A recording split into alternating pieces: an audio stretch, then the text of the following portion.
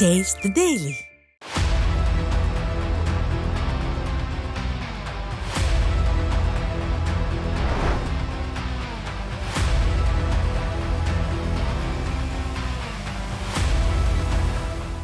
வணக்கம் நியூஜே நேயர்களே, சொல்லியடி நிகழ்ச்சிக்குள்ள வரவேற்கின்றோம். இன்றைய சிறப்பு விருந்தினர் அரசியல் விமர்சகர் சரவண பெருமாள் அவர்கள். வணக்கம் சார். வணக்கம் சார். இப்போது நேற்று ஒரு ஆய்வு அறிக்கை வெளியே வந்திருக்கிறது. அந்த ஸ்வச் பாரத் அவங்க நடத்தக்கூடிய வருடாந்திர ஆய்வு அறிக்கை. அது என்ன சொல்லியிருக்காங்கன்னா, கிட்டத்தட்ட அசுத்தமான 10 நகரங்கள் இந்தியாவில் பார்த்தா முதல் இடத்தை மதுரையும் 3வது இடத்தை சென்னையும் பிடித்திருக்கிறது. அதாவது 10 நகரங்களில் தமிழகத்தின் நகரங்கள் மட்டும் 2 இடங்கள் இடம்பெற்றிருக்கிறது. இதை பற்றி எப்படி பார்க்குறீங்க சார்? அனைவருக்கும் என்னோட பணிவான வணக்கங்களை தெரிவித்துக் கொண்டு உலக தமிழ் நெஞ்சங்களுக்கு தமிழ் கடவுள் முருகனோட திருவடிகளிலிருந்து என்னோட கருத்துக்களை தெரிவித்துக் கொள்கிறேன்.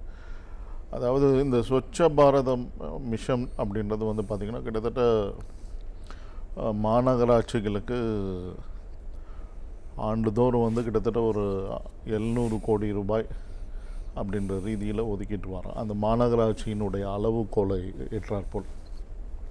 இப்போது உதாரணமாக பார்த்திங்கன்னா அந்த ஸ்வச்ச பாரதம் ஸ்கீமில் வரக்கூடியது அந்த குப்பைகளை கையாளுவது, மக்கும் குப்பை மக்காத குப்பை அப்படின்றது தரம் பிரித்து அதை உரமாக மாற்றுறது, இந்த மாதிரி வேலைகள்லாம் செய்கிறதுக்கு பணியாட்கள், அது இல்லாமல் அவங்களோட ஊர்திக்கான செலவு எல்லாமே அதில் கொடுக்கப்படுது. இது வரைக்கும் பார்த்திங்கன்னா இந்த திட்டத்தினுடைய அமௌண்ட்டு ஒவ்வொரு மாநகராட்சிக்கும் ஒதுக்கப்படுது. இது வரைக்கும் தமிழகத்தில் அதை பற்றியான மாநகராட்சி கூட்டங்களில், கவுன்சில் கூட்டங்களில் கருத்தை வைக்கப்படுவதில்லை. என்ன வருது, ஆக்சுவலாக எவ்வளோ செலவு பண்ணுறாங்க, எவ்வளோ மீதி இருக்குது அப்படின்றது ஒரு மாயையாகவே இருக்குது. அப்படி இருக்கக்கூடிய சூழ்நிலையில் இந்த அரசாங்கம், திராவிட மாடல் அரசாங்கம் பார்த்திங்கன்னா திட்டமிட்டே இதை கொள்ளையடிக்கிறதுக்கு என்ன பண்ணுறாங்கன்னா, ஏற்கனவே அவங்க ஆட்சி காலத்தில், முந்தைய காலத்தில் இதே மு.க. ஸ்டாலின் அவர்கள் மேயராக இருந்த காலத்தில் ப்ரைவேட்டைஸ் பண்ணாங்க. ஆனிக்ஸ் அப்படின்னு சொல்லி ஒரு ஆஸ்ட்ரியன் கம்பெனிக்கு கொடுத்தாங்க, ப்ரைவேட்டைஸ் பண்ணாங்க ஒரு சில பகுதிகளை, தென் சென்னை ஃபுல்லாக. அதுக்கு முன்னாடி உங்களுக்கு தெரியும், நிர்மல் குமார் நம்ம அந்த எக்ஸ்னோரா இது பண்ணிகிட்டு இருந்தார் இந்த விஷயங்கள்லாம். ஸோ இந்த மாதிரி தொடர்ந்து பார்த்திங்கன்னா இவங்க செய்யக்கூடிய பயோ மைனிங் பண்ணுறோம் அப்படின்னு சொல்லி பயோ மைனிங் பண்ணி அங்கே நம்மளுடைய இந்த குப்பை கிடங்கு இருக்குது பாருங்கள், வட சென்னை சார்ந்து இருக்கக்கூடிய கொடுங்கியூர் குப்பை கிடங்கெல்லாம் பயோ மைனிங் பண்ணி அதை சுத்தம் பண்ணி நாங்கள் பெரிய அதில் மின் உற்பத்தியை உருவாக்க அப்படின்னு அந்த இப்போ பயோமைனிங் பண்ணி முடிச்சதுக்கப்புறம் ஏதோ கதையெல்லாம் சொல்கிறாங்க. இந்த பயோமைனிங்னா என்ன, அது திட்ட வரைவுன்னா என்ன செய்ய போகிறாங்க அப்படின்றது ஒரு ஒயிட் பேப்பரோ எதுவும் வெள்ளை அறிக்கோ எதுவுமே கிடையாது. அதே மாதிரி ஸ்வச்ச பாரதம் ஃபண்டை பற்றியும் அறிக்கை கிடையாது. ஆண்டு தூரம் கூடுற பட்ஜெட் கவுன்சில் பட்ஜெட்டில். ஸோ இந்த மாதிரி இருக்கும்போது பார்த்தீங்கன்னா தெளிவாக இது திட்டமிட்டப்பட்டு ஒரு கொள்ளையடிக்கும் சதி திட்டமாக தான் நான் பார்க்குறேன். அப்படி இருக்கக்கூடிய சூழ்நிலையில் இந்தியாவில் இருக்கக்கூடிய நகரங்களில், தமிழ்நாட்டில் குறிப்பாக மதுரை மட்டுமல்ல மற்ற மாநகராட்சி கோவையும் இதில் உட்படுத்தப்படும் தான் நினைக்கிறேன். எனக்கு ஒன்றும் புரியல எப்படி இந்த சர்வே எடுத்திருக்காங்க அப்படின்னு, யார் எடுத்தாங்கலாம் தெரியல. பொதுவாக இந்த சர்வே எடுக்கப்படுறது இப்போ வெளியில் இருக்க தேர்ட் ஏஜென்சி கொடுப்பாங்க. இப்போ மதுரை முதல் இடமாக சுத்தமில்லாத ஒரு நகராட்சியாக இருக்கிறதுலையும், அது இல்லாமல் சென்னை 3வது இடம் அப்படின்னு பார்க்கும்போது ரொம்ப வருத்தப்பட வேண்டிய விஷயம். ஏன்னா குப்பைகள் நம்ம கண்கூடாகவே பார்க்கலாம். இது சர்வே எடுக்கணுன்னு தான் அவசியம் கிடையாது. நீங்கள் சென்னையில் எல்லா பகுதியிலும் நான்லாம் போயிட்டு வரேன், எங்கே பார்த்தாலும் குப்பை கூலங்கள் அப்படின்னு நிறைஞ்சு தான் கிடக்குது. ஏன்னா போராட்டங்கள்லாம் இப்போ கூட 2 நாளைக்கு முன்னாடி அந்த திருவிக்கா நகர் நுங்கம்பாக்கம் பகுதியில் இருக்க 200 தூய்மை பணியாளர்கள், இவங்க பேரெல்லாம் மாற்றி தூய்மையான தமிழ் அப்படின்ற ரீதியில் துப்புரவு பணியாளர்கள் தூய்மை பணியாளர்கள் மாற்றி இந்த பேர் மாற்றங்கள் தான், மாயஜால வார்த்தை ஜால வித்தைகள்லாம் காமிச்சு குப்பையே அல்லாத அளவுக்கு பண்ணிட்டாங்க. மறுபடியும் அவங்கள அரெஸ்ட் பண்ணிட்டாங்க. அந்த கோரிக்கை சம்பளம் கொடுக்கல, சரியாக உயர்வை பற்றி கேட்டதுக்கு கொடுக்கல. ஏன்னா ராம்கி அப்படின்ற ஒரு இதுக்கு சிஇஎஸ்எல் அப்படின்ற கம்பெனிக்கு குத்தகைக்கு விட்டாங்க திருவிக்கா நகர், இந்த நுங்கம்பாக்கம் பகுதிகளெலாம். அதில் 200 ஊழியர்களை மறுபடியும் அரெஸ்ட் பண்ணிட்டாங்க, அது போராட்டம் பண்ணவங்கள.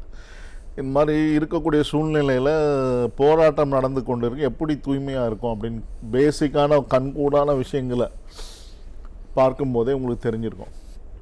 ஒதுக்கப்பட்ட கிட்டத்தட்ட ஒரு 100 கோடி ரூபாய் 115 கோடி ரூபாய் தான் செலவு பண்ண முடியும் தமிழகம் முழுவதும். தமிழக அரசாங்கத்தினுடைய திட்டங்களை பப்ளிசிட்டி பண்ணுறதுக்கு. ஆனால் 200 கோடி ரூபாய் தாண்டி சென்று இருக்கிறது.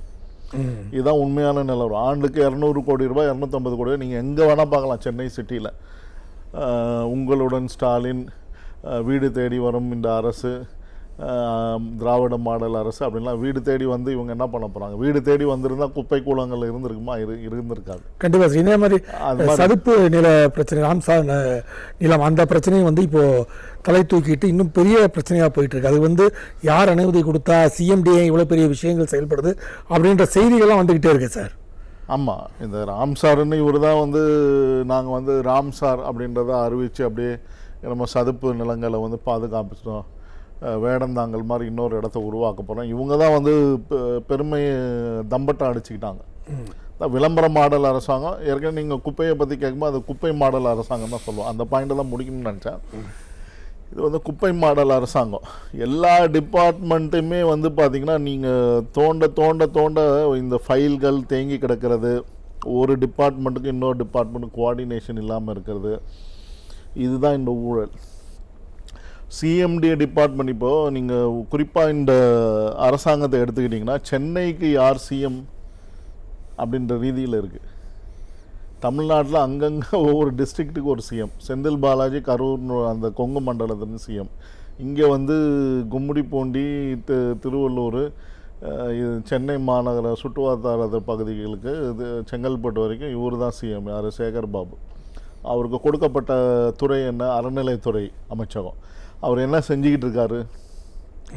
கேஎன் நேருனுடைய முனிசிபல் அட்மினிஸ்ட்ரேஷன், போலீஸ் துறை, முக ஸ்டாலின் ஐயா வைத்திருக்கக்கூடிய போலீஸ் துறை, அது இல்லாமல் வந்து அறநிலைத்துறை, அப்புறம் வந்து ஒரு ரெவன்யூ டிபார்ட்மெண்ட், கேகேஎஸ்ஆர் வைத்திருக்கக்கூடிய ரெவன்யூ டிபார்ட்மெண்ட், இது ஃபுல் கண்ட்ரோல் இவர் தான். சிஎம்டியில் போய் என்ன சொல்கிறாருன்னா, ஒரு ஸ்கொயர் ஃபீட்டுக்கு வந்து பார்த்திங்கன்னா 50 ரூபாயிலேருந்து வந்து இன்றைக்கி ரேட்டு வரைக்கும் வந்து 150 ரூபா கமிஷன் கொடுத்தா தான் வந்து அப்ரூவலே ஆகும். இப்படி இருக்கக்கூடிய சூழ்நிலையில் வந்து இது வந்து எனக்கு ஒன்றும் ஆச்சரியமாக தெரியல. இது ஹைகோர்ட் கேள்வி எழுப்பியிருக்கு, எப்படி அதை வந்து ஒதுக்குனாங்க. ஏன்னா இதில் முக்கியமான விஷயங்களை கண்கூடா மக்கள், சாமானிய மக்கள் பார்க்கக்கூடிய விஷயங்கள் 2015 வெள்ளம், 2023 வெள்ளம். அதில் பார்த்திங்கன்னா அந்த பள்ளிக்கரணை சோழிங்கநல்லூர் அந்த மேடவாக்கம் ரோடு லெவல்லேருந்து பார்த்திங்கன்னா நீர் வந்து உயர்ந்து கிட்டத்தட்ட வந்து ஒரு 6 அடிக்கு மேலே வந்து தண்ணி ஓடி இருக்கு. அப்படி இருக்கும்போது வந்து எப்படி அது பக்கத்தில் இருக்க 534 சர்வேயன் வந்து அந்த சதுப்பு நிலத்தை ஒட்டினா மாதிரி கொடுத்துருக்காங்க. இதுக்கான வாய்ப்புகளே இல்லை.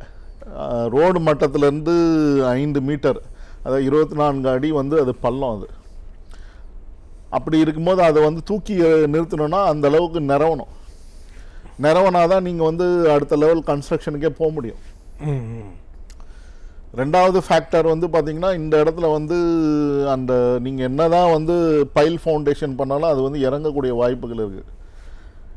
அந்த மௌலிவாக்கம் இன்சிடெண்ட் 2014 நடந்தால் அந்த இன்சிடெண்ட்டுக்கு அப்புறம் ரகுபதி கமிட்டி, ஜட்ஜ் ஐயா ரகுபதி கமிட்டி அவர்கள் தலைமையில் வந்து ஒரு கமிட்டி அறிவித்துனா எல்லா டிபார்ட்மெண்ட் கோஆர்டினேஷன் வரும். நீர்வளத்துறை, சிஎம்டிஏ, வருவாய்த்துறை, அப்புறம் வந்து நீர்வளத்துறை, இவங்கெல்லாம் கோஆர்டினேஷன் பண்ணோம். அப்போ நீர்வளத்துறை சர்வே அதிகாரி பார்க்கும்போது என்ன ஆகுதுன்னா, இது வந்து சதுப்பு நிலம் அப்படின்னு சொல்கிறார், 534 சர்வே நம்பர்.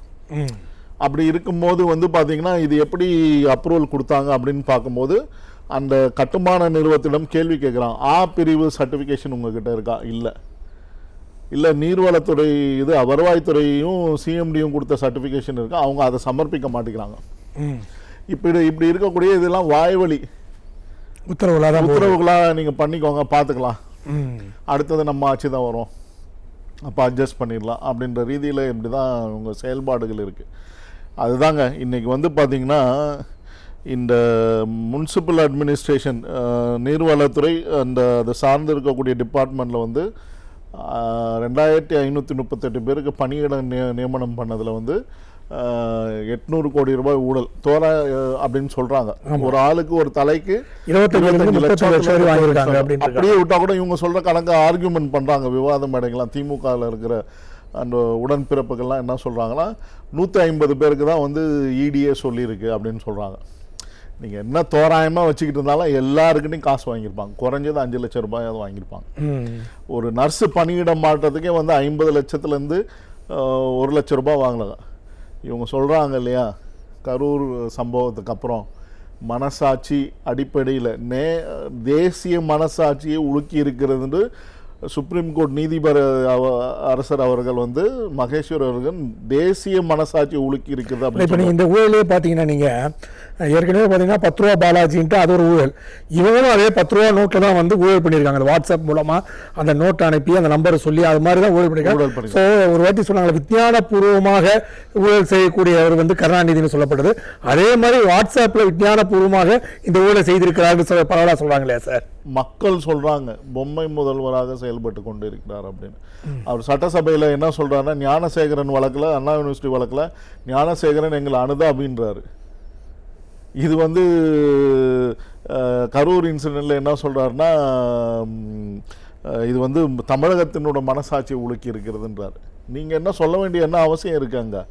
உங்க எஸ்ஐடி கேன்சல் ஆகி போச்சு, உங்க ஒரு நபர் கமிஷன் கேன்சல் ஆகி போச்சு. நீங்க சொல்ல வேண்டியதுன்னா இது சிபிஐ வழக்கில் இருக்கு. இப்போ நீங்க எந்த விவாத மேடைக்கும் போனீங்கனாலும் பொதுவாகவே என்ன சொல்லுவாங்கன்னா, இது நம்ம அதை பற்றி பேச வேண்டிய அவசியம் இல்லை, நான் சிபிஐ வழக்கில் இருக்குது, உச்சநீதிமன்ற தீர்ப்பில் இருக்குது, 3 நபர் கமிட்டி வந்து மானிட்டர் பண்ணிட்டு இருக்கு இந்த சிபிஐ. இது அதை பேச வேண்டிய அவசியம் என்ன இருக்குது? விலாவரியாக அங்கே போயிட்டு சட்டசபையில் நீங்கள் சொல்ல வேண்டிய ஒரே இது, இந்த இன்சிடென்ட் நடந்தது வந்து சிபிஐ என்கொயரி பண்ணிட்டு மன வருத்தத்தை தெரிவிக்கிறோம் அப்படின்னு சொல்லிட்டு போக வேண்டாம். அந்த மாதிரி சட்டசபையில் மக்கள் சார்ந்த பிரச்சனைகளையும் திசை திருப்பாத பிரச்சனைகளையும் பேசணும். இவங்க திசை திருப்புற பிரச்சனையை தான் பேசிக்கிட்டு வராங்க.